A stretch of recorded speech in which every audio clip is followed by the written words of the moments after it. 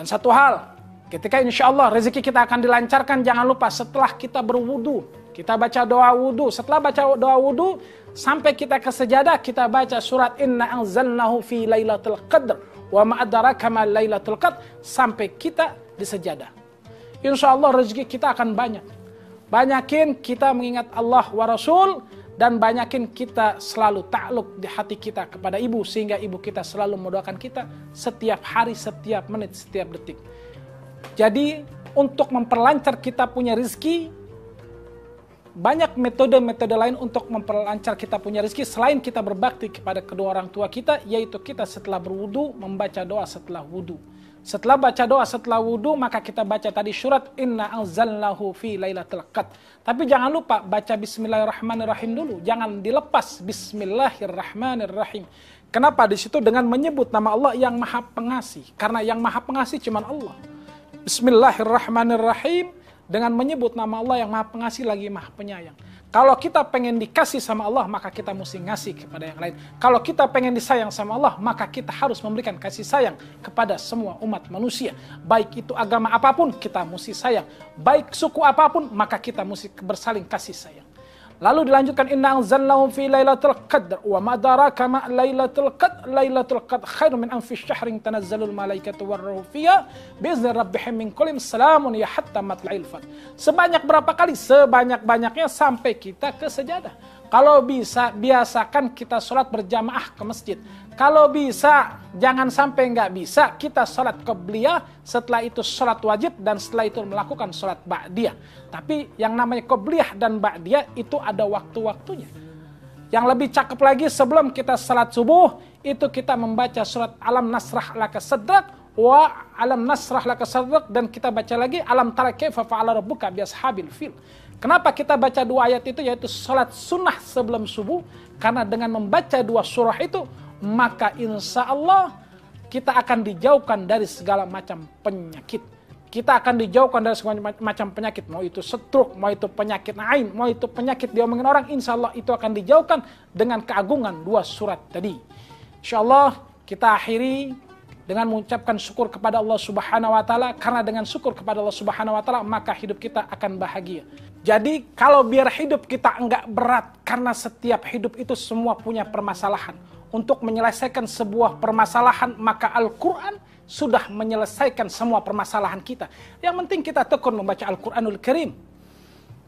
Jangan sia-siakan waktu yang begitu mustajab. Ketika kita ingin lancar rezeki kita, ketika kita ingin menyelesaikan masalah kita, karena kita tidak akan pernah bisa menyelesaikan masalah kita, yang bisa menyelesaikan hanya Allah Subhanahu wa Ta'ala. Dengan apa? Kita bangun sebelum salat subuh, kita salat 2 rakaat sebelum subuh. Disunahkan kita membaca Alam Nasrah Laka Sadrak. Jangan lupa baca Bismillahirrahmanirrahim. Alam nasrah laka sadrak wa wada'na anka wizrak allazi anqadha jahrak wa rafa'na laka zikrak fa inna ma'al usri yusra inna ma'al usri yusra fa idza faragta fansab wa ila rabbika farghab. Kata saya punya guru Al-Habib Lutfi bin Yahya Pekalongan, beliau bilang innamal usri yusra, innamal usri yusra, karena di situ ada pertolongan Allah. Jangan nggak ditekankan kok, innamal usri yusra, 2 kali disebutkan dalam Al-Quran itu. Itulah penolong kita. Tapi jangan lupa yakinkan dalam diri kita, kita membaca ini karena Allah, kita membaca ini karena memang di situ ada sebuah pertolongan Allah yang tidak bisa manusia lakukan. Ketika kita berharap kepada manusia, maka cuma satu jawabnya, kecewa. Jangan gantungkan diri kita kepada manusia, kecewa akan datang. Setelah itu rakaat kedua kita baca Bismillahirrahmanirrahim. Alam tara kaifa fa'ala rabbuka bi ashabil fil. Alam yazal kaidahum fi tazlil wa arsala 'alaihim tayran ababil tarmihim bihijaratin min sijil faj'alahum ka'asfin ma'kul. Itu baca di surah kedua. Siapa yang membaca 2 surah ini? Ini saya dengar daripada Habib Salim As-Satiri. Alhamdulillah saya pernah nyetrin beliau ketika beliau ini namanya Sultanul Ilm, rajanya para ilmu. Beliau bilang jangan tinggalkan 2 surah ini sebelum salat subuh. Saya dapat nasihat ini dari Habib Salim As-Satiri. Saya dapat nasihat ini dari Habib Ali bin Abdurrahman Segaf. Saya dapat nasihat ini dari Kiai Anwar Lirboyo. Jadi insya Allah ini ulama-ulama kita pakai. Ingat, kita ambil setiap nasihat yang punya nasnya kepada Rasulullah Sallallahu Alaihi Wasallam. Karena saya yakin guru saya terus bersambung kepada Rasulullah Sallallahu Alaihi Wasallam. Bukan berarti kita tidak boleh lihat di Google, boleh. Tapi lihat siapa yang berkata sehingga nasnya sampai nyambung kepada baginda Nabi Muhammad Sallallahu Alaihi Wasallam. Setelah salat qabliyah, di situ ada setelah kita membaca subhanallah wa bihamdi subhanallahil azim, astagfirullah, insyaallah doa kita dihapuskan kepada Allah Subhanahu wa taala. Ketika ada waktu lagi kita berselawat kepada baginda Nabi Muhammad sallallahu alaihi wasallam. Kenapa? Selawat. Karena semua selawat akan mendapatkan rahmat. Dengan selawat masalah akan hilang. Dengan selawat rahmat datang. Ketika rahmat datang urusan clear. Yang penting kan hidup nggak punya masalah. Seperti kita kecil, sampai dewasa, sampai kita sekolah, kita nggak mikirin tuh uang jajan dan yang lainnya. Begitupun dengan kita berselawat.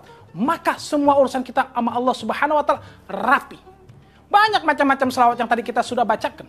Kalau kita pengen merdu lagi, abis kita baca Quran tadi, kita baca selawat yang deketin sama Quran. Ini selawat yang biasa dipakai setelah khataman Quran. Salatullahi wa salam ala man uhiyal Qur'an. Salatullahi wa salam ala man uhiyal Qur'an wa ahli baitihil kiram wa sahbihi jawil Qur'an. Banyakin hati kita kepada Quranul Karim. Dekatkan diri kita kepada Al-Quranul Karim. Karena saya yakin diri kita kalau udah lihat handphone melebihi kita baca Al-Quran. Padahal nanti di akhirat, padahal nanti di alam kubur, kita itu dilihat seberapa bagusnya sholat kita, seberapa banyaknya kita punya baca Al-Quran. Maka kita akhiri semua dengan berselawat. Dengan selawat maka doa kita akan digabul subhanallah Allah Subhanahu wa taala. Bismillahirrahmanirrahim. Allahumma salli ala Sayyidina Muhammad wa ala ali Sayyidina Muhammad. Ya Allah, dengan keagungan dan keberkahannya Nabi Muhammad sallallahu alaihi wasallam, kabulkan seluruh hajat kita. Ya Allah, dengan keagungannya selawat, maka Allah Subhanahu wa taala jadikan istri-istri kita istri yang soleha. Wa sallallahu ala Sayyidina Muhammad Nabi ummi wa ala alihi washabihi wa barik wa sallam. Alhamdulillahirabbil alamin. Assalamualaikum.